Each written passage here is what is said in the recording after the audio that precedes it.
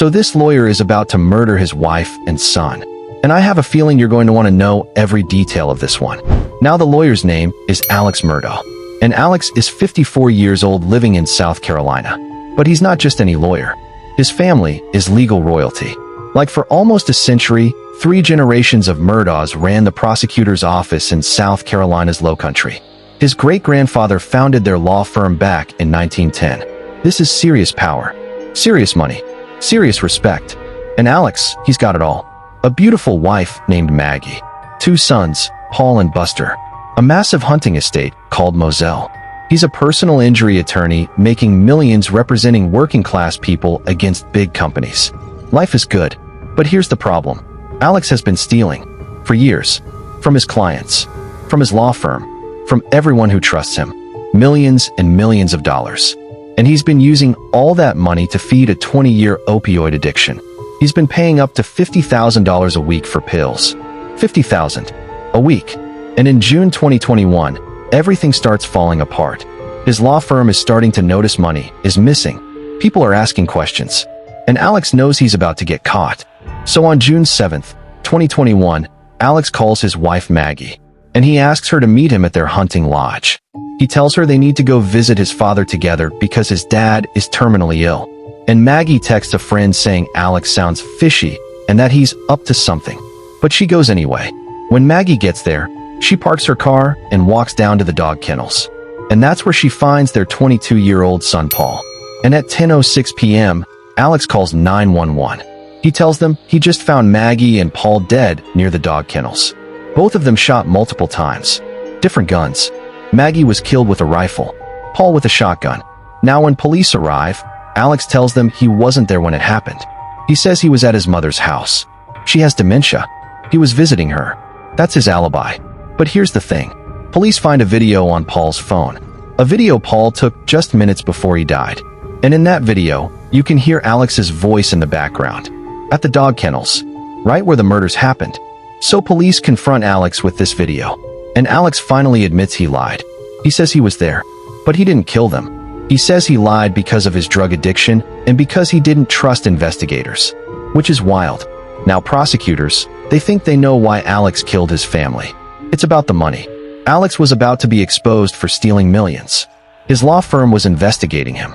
And on top of that, Paul was facing charges for a 2019 boating accident that killed a girl named Mallory Beach. Paul was drunk 3 times over the legal limit, and the lawsuit from that case was going to expose all of Alex's financial crimes. So prosecutors say Alex murdered his wife and son to gain sympathy, to distract from his financial problems, to make himself look like a victim instead of a criminal. But it gets crazier.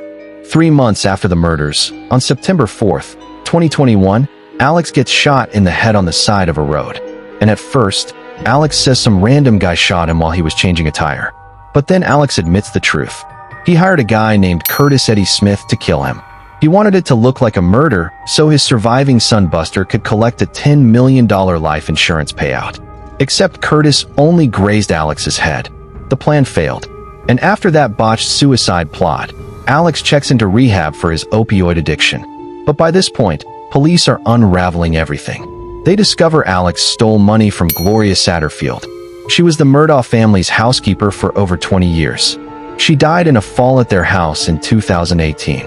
And Alex promised her sons he'd help them get a settlement. He got them $4.3 million from insurance.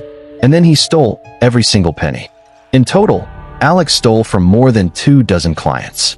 About $12 million. Some of these people were quadriplegics, injured state troopers, children who lost their parents, the most vulnerable people, and Alex took advantage of all of them. So in July 2022, Alex gets arrested for the murders of Maggie and Paul, and his trial starts in January 2023.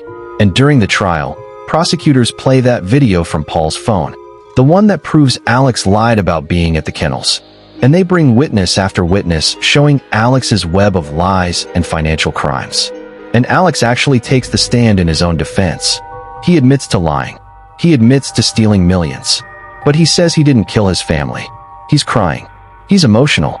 He swears he's innocent. But the jury doesn't believe him.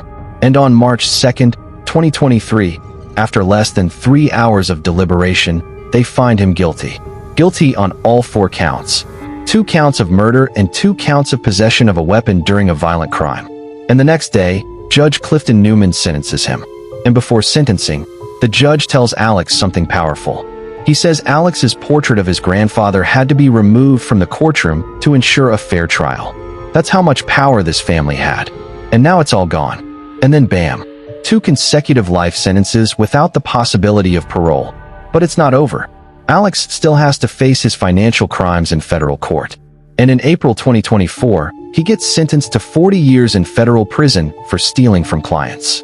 The judge says Alex stole from the most needy, vulnerable people, and that it's difficult to understand how someone could do that.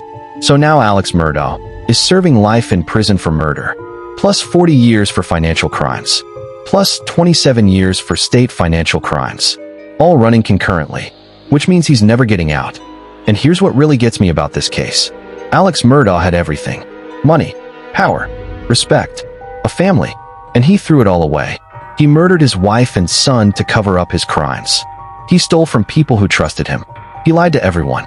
And this case reminds us of something terrifying. Sometimes the most dangerous people aren't strangers. Sometimes they're the ones with power, the ones with respect, the ones you'd never suspect. And sometimes, when people feel like they're about to lose everything, they'll do anything to protect themselves, even if it means destroying the people they're supposed to love. If this case impacted you, let me know in the comments below. And if you want to see more true crime stories like this, make sure to subscribe and hit that notification bell so you don't miss the next one.